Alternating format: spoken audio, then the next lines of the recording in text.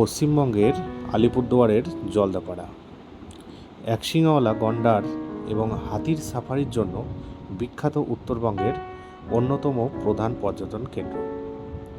তোর্ষা নদীর তীরে অবস্থিত এই উদ্যানটি 216 বর্গ কিমি এলাকা জুড়ে বিস্তীর্ণ এবং এর তৃণভূমি ও ঘন বনভূমি বিভিন্ন বন্যপ্রাণীর নিরাপদ আশ্রয়স্থল।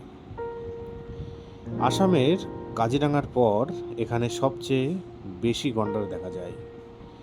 গন্ডার ছাড়াও এখানে বাঘ, হাতি, চিতা, হরিণ, বুনো শুয়োর এবং বিভিন্ন প্রজাতির পাখি ও সরীসৃপ রয়েছে। অক্টোবর থেকে মে মাসে বিশেষ করে শীতকাল জঙ্গল ভ্রমণের জন্য উপযুক্ত।